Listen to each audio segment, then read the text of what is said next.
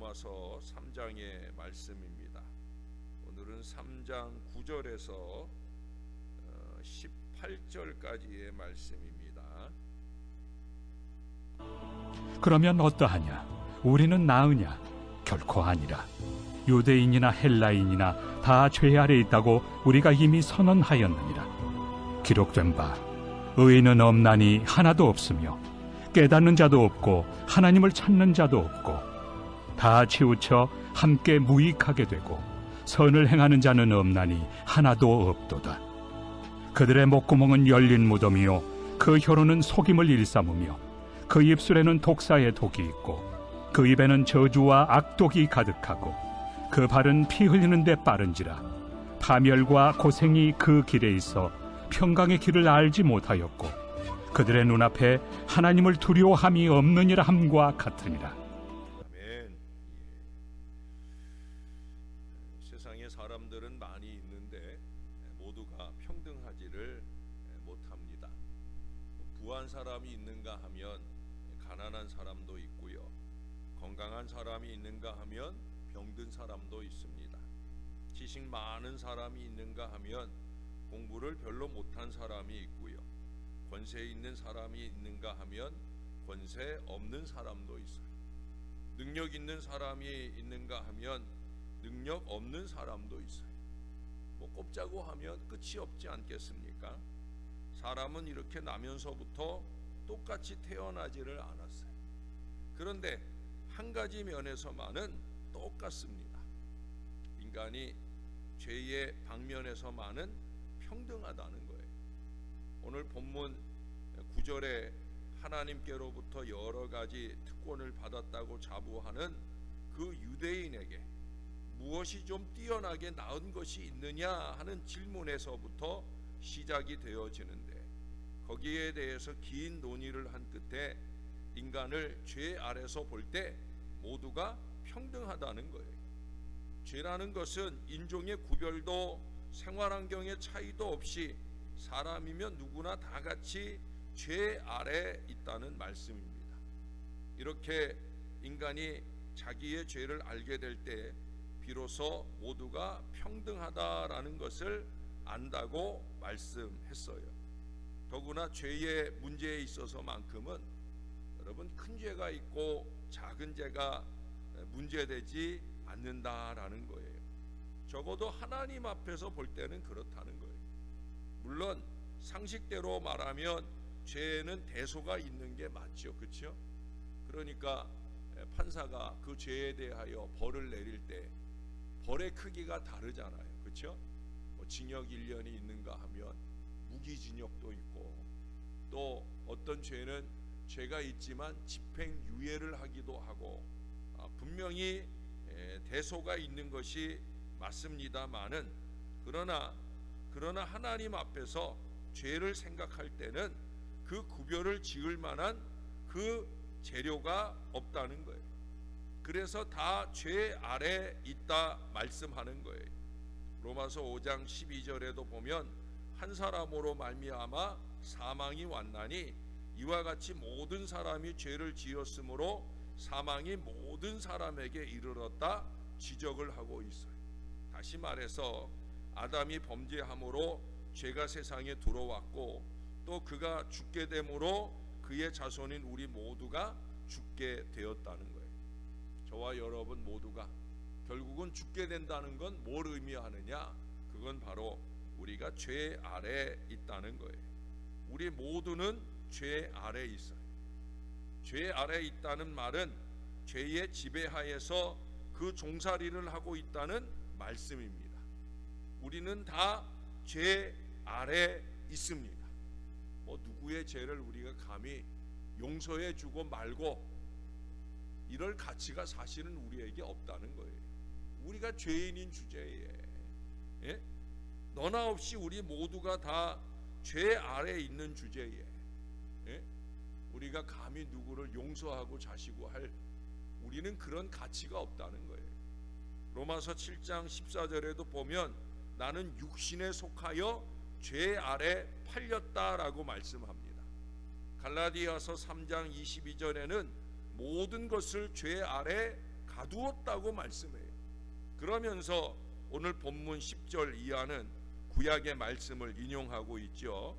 사도 바울은 이미 전 인류가 죄 아래 있다고 선언했어요.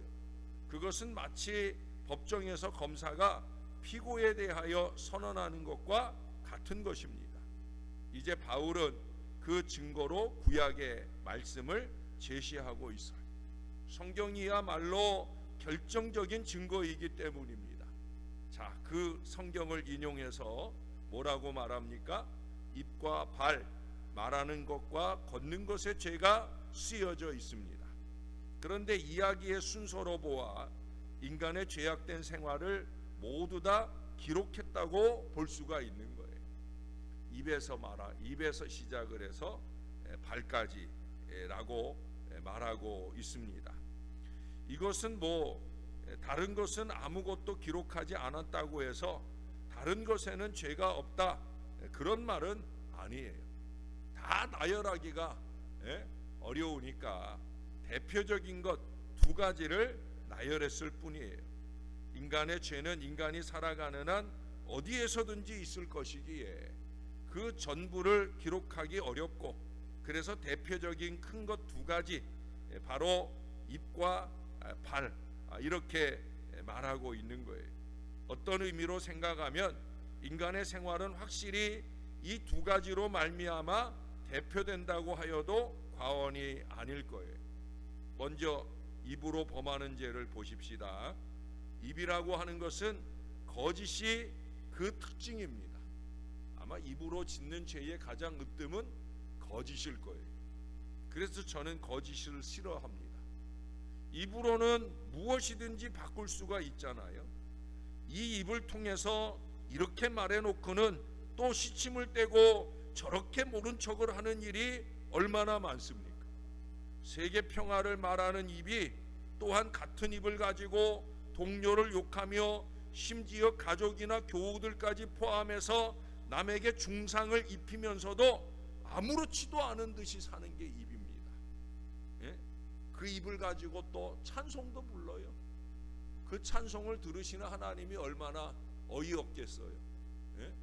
야, 너 좀 전에 아무개 욕하더니 그 입 가지고 날 찬송한다고 지금 놀리고 있느냐? 아마 하나님이 얼마나 자주 이 말을 하시게 될까? 우리가 깨닫지 못해서 그렇지. 친구를 만나서 반갑다고 희색이 만연해 하고는 돌려놓고는 저 자식 죽일 놈 어쩌고 하며 욕하는 우리의 그런 입이에요. 세상에 간사한 것이 입입니다. 마음속에는 칼을 품고 있으면서 입에는 기름을 바르고 미끈하게 말하는 경우가 얼마나 많습니까? 그들의 목구멍은 열린 무덤이요, 이렇게 말씀. 여기 이 목구멍, 그 다음에 혀, 그리고 입술의 순서대로 말씀하고 있어요. 이 마음속의 악이 이 목구멍을 통해서 그리고 혀를 거쳐서 입술로 쏟아져 나오잖아요. 벵겔이라는 사람이 말했듯이 범죄의 큰 부분이 말로 말미암는다는 거예요. 깔뱅 선생은 열린 무덤은 사람을 삼키는 구렬이다라고 했어요. 열린 무덤이 그 속에서 썩어지는 송장 냄새를 발산하는 것처럼 사람의 마음속에 있는 그 악한 것이 이 열린 입을 통해서 끊임없이 발산하여 나와가지고 듣는 사람들을 괴롭게 한다는 거예요. 몇 날 며칠 입을 닦지 않아서 입술을 열면 냄새가 나서 괴롭게 하는 것보다 더 괴로운 건 뭐예요?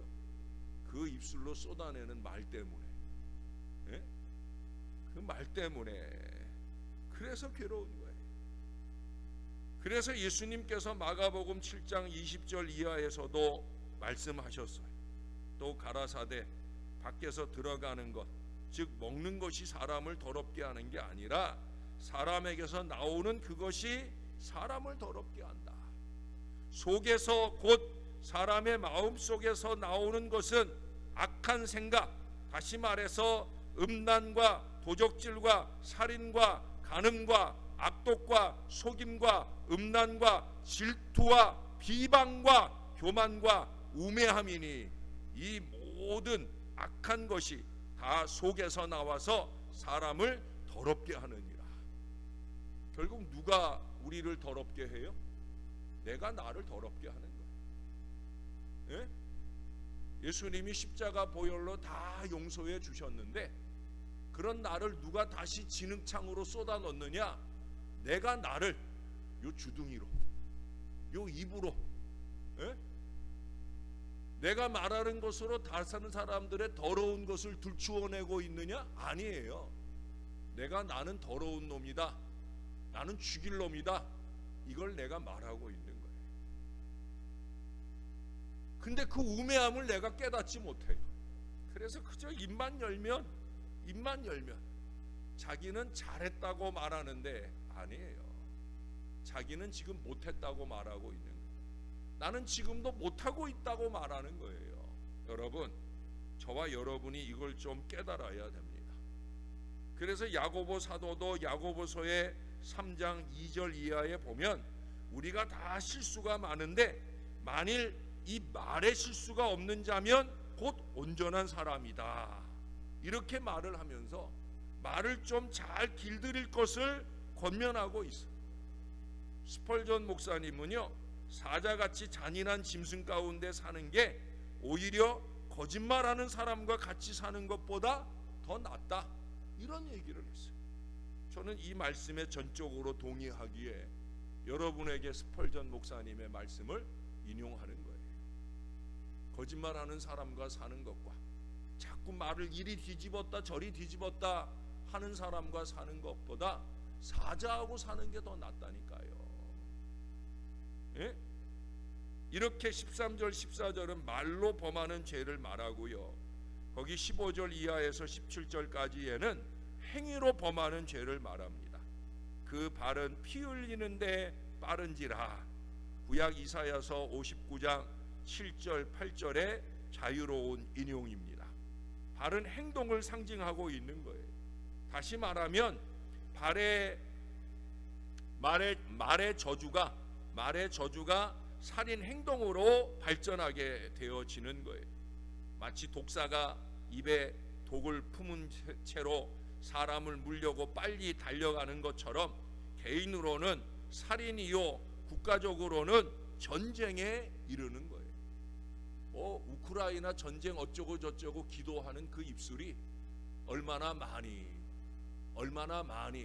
많은 사람들을 죽게 하는 그 악한 일들에 쓰임 받습니까? 얼마나 많은 사람들을 이리저리 찾아다니며 그 악한 것을 쏟아내려고 애를 쓰느냐 하는 거예요. 그래 여기 오늘 16절에 뭐라고 그래요? 이런 사람의 앞에는 파멸과 고생이 그 길에 있어서 평강의 길을 알지 못한다. 평화를 두고 보지 못해요. 어떻게 하든지 말하고 행동해서 뒤집어 놔야 속이 시원해요. 공동체를 뒤집어 놔요. 예? 평화로운 은혜의 공동체, 가족과 교회가, 세상이 그렇게 좀 행복하면 얼마나 좋아요. 좀 잠잠하면 얼마나 좋아요. 그럼 목사 마음이 얼마나 편하고 행복하게 그렇게 목회를 좀 하겠어요. 예? 근데 그 꼴을 못 보는 거예요. 예? 왜 못 봐요? 파멸과 고생이 그 길에 있어요. 평강의 길을 알지 못해요. 예? 여러분, 벵겔이라고 하는 주석자 얘기를 한 번 더 하면 저희의 마음이 악하기 때문에 평강의 길이 무엇인지를 알지 못했을 뿐만 아니라 알려 하지도 않는다라고 이 부분을 주석하고 있어요. 평강의 길을 모르는 게 아니에요. 왜 모르겠어요? 날마다 하나님 말씀 들은데 다 알지요. 예? 근데 알려 하지 않는다는 거예요. 행하려 하지 않는다는 거예요. 이게 너무 가슴 아픈 얘기가 아닐 수 없어요. 그러니까 이런 사람은 마음속에서부터 남과의 평화의 길을 알지 못하기 때문에 시비와 다툼뿐입니다. 그가 가 머무는 곳에는 항상 시비가 일어나고 다툼이 일어납니다. 이게 얼마나 불행한 일입니까? 예? 자, 여기까지 읽고 나서 10절로 다시 돌아가 보면 그 의미가 분명해집니다. 뭐라고 말씀해요? 의인은 없나니 하나도 없다. 이 결론을 선언하고 말하는 이유가 바로 여기 있는 거예요. 유대인이든 헬라인이든 의인은 하나도 없다, 그 얘기예요. 죄송한 얘기지만 예수 믿는 사람이나 예수 안 믿는 사람이나 안타깝게도 의인은 하나도 없다, 이렇게 선언하게 될 수밖에 없다는 거예요. 근데 사실 안 그렇잖아요. 예수 믿고 믿음으로 의롭게 된 자는 산다, 이게 우리 신앙의 이신칭이 진리인데, 우리가 스스로 믿음으로 의롭게 된 나의 의로움을 내팽개쳐 버리는 거예요. 예수 그리스도의 보혈로 의롭게 된 것을 요 입으로, 그 입을 쏟아내기 위해서 이 사람 저 사람 찾아다니는 내 발이 그걸 다 무너지게 한다는 거예요. 의인은 없다, 난 의인 아니다, 난 의인 아니다, 이 나의 입술과 발의 행동의 모든 결말은 뭐예요? 나는 천국 안 가겠다는 것하고 똑같은 거예요. 저나 여러분이 이걸 깨닫지 못하고 살아요. 이거 심각한 일이에요, 여러분. 의인은 없나니 하나도 없다는 건 뭐예요? 천국 갈 사람이 하나도 없다는 얘기인데, 여러분 그렇습니까? 아니잖아요. 우리가 예수 믿고 의롭게 된 사람인데 이 믿음의 의로움을 지키는 사람이 돼야 되지요. 문제는 뭐예요? 문제는 다른 데 있지 않아요. 하나님을 두려워하지 않는다 하는 데 있다는 사실. 여기 11절에 하나님을 찾는 자도 없다라는 말씀을 하잖아요. 그 이유가 다른 데 있지 않아요. 하나님을 두려워하지 않는데 문제가 있다는 거예요. 12절의 말씀처럼 모든 사람이 다 치우쳤습니까? 모든 사람들이 다 정말로 깨달은 사람이 없습니까? 안타깝게도 그렇다는 거예요. 왜? 제대로 하나님을 찾는 사람이 없기 때문에. 다시 말해 하나님을 두려워하지 아니하기 때문에. 오히려 두려워하지 않아도 될 사람은 두려워합니다. 그러므로 치우쳐 말하는 거예요. 치우쳐 말하는 거예요. 치우쳐 행동하는 거예요.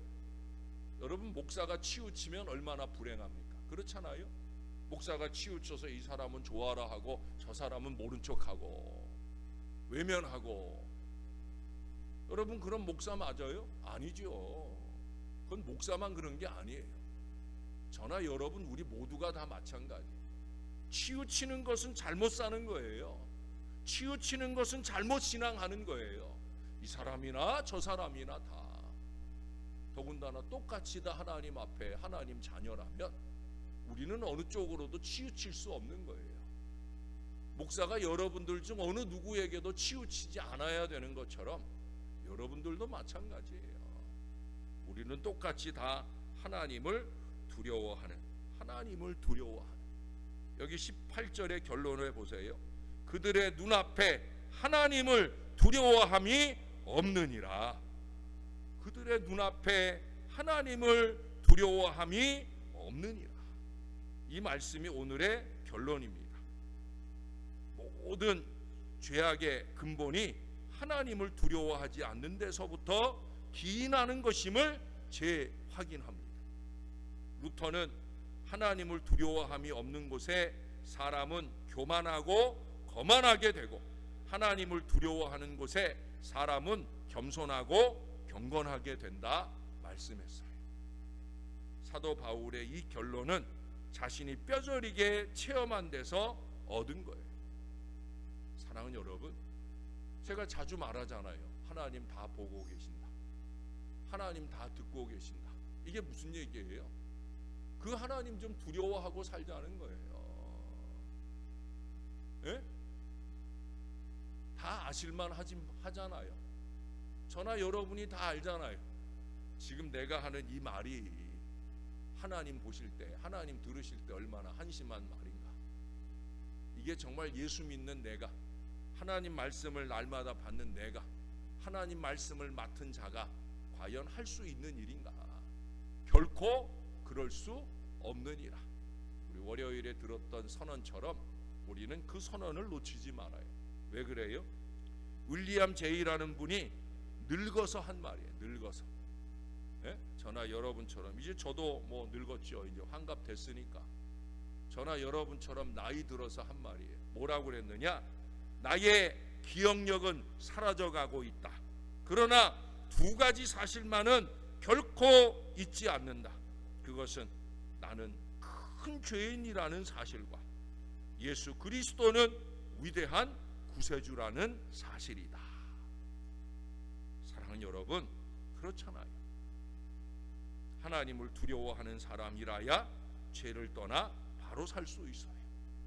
예수 그리스도의 보혈의 공로를 깨달은 사람이요, 그 보혈의 공로 앞에 나는 여전히 큰 죄인일 수밖에 없다. 여러분, 자꾸 다른 사람의 죄를, 잘못을 크게 보려고 하지 말고 저와 여러분, 우리 자신이 큰 죄인이라는 사실을 깨닫고 그런 가운데 나를 구원해 주신 그 은혜를 생각하면서 하나님을 조금 더 두려워하며 그렇게 좀 더 진실하게 사는 참된 하나님의 사람들이 다 될 수 있기를 우리의 구주 되시는 예수님의 이름으로 간절히 축원합니다. 기도하겠습니다. 하나님 아버지, 감사합니다. 죄인인 우리를 구원하시려고 독생하신 아들 우리 주 예수 그리스도를 이 땅에 보내주시고, 우리 주님 그 십자가의 모든 죄를 다 담당하시고 짊어지시고 구원의 큰 길을 열어주셔서 감사를 드립니다. 가장 극악무도한 인간들을 향해 아버지, 저들의 죄를 사하여 주옵소서. 자기의 하는 것을 알지 못합니다. 말씀하셨던 그 음성이 저와 이 모든 사람들의 귀에 늘 쟁쟁하게 들리게 도와 주시옵소서. 나는 무에 그리 잘났다고. 나는 무에 그리 잘났다고. 오 주님, 우리를 좀 용서해 주시옵소서. 우리의 입술이, 우리의 발길이 가지 말아야 할 곳이나 하지 말아야 할 말이나 하나님 좀 참아낼 수 있게 도와주시고, 멈추어 서서 주님의 말을 하게 하시되 용서의 말을 할 줄 알게 하시고 사랑의 말을 할 줄 알게 하시고 하나님의 거룩한 뜻을 이루어가는 진실한 입술로 쓰임받게 도와 주시옵소서. 쓸데없는 말을 자꾸 쏟아놓아 문제를 만들어가는 사람, 다툼을 만들어가는 사람, 시비를 만들어가는 사람, 그래서 평강의 길을 어그러뜨리는 사람 되지 말게 도와주시고, 오히려 어그러졌던 일도 평화롭게 만들어갈 줄 아는 신령한 하나님의 사람들 될 수 있도록 저와 우리 모두를 붙들어 주시옵소서. 연휴 명절 기간을 맞이하며 원근각초 오고 가며 많은 사람들 만날 터인데 안전한 걸음 되게 하실 뿐만 아니라 화평의 걸음이 될 수 있도록, 혹여라도 이전에 불화한 관계가 있으면 예수 은혜 안에 화평한 만남과 사랑의 만남이 넘치도록 이어지는 행복한 명절 되도록 우리 사랑하는 성도들의 발걸음을 지켜 주시옵소서. 오늘 박민자 권사님 수술 받는데 큰 수술은 아닐지라도 주님이 꼭 붙들어 주셔서 안전하고 행복해지는 건강한 수술이 되도록 은혜 더하여 주시옵소서. 주님께 감사합니다. 예수님 이름으로 기도합니다. 아멘.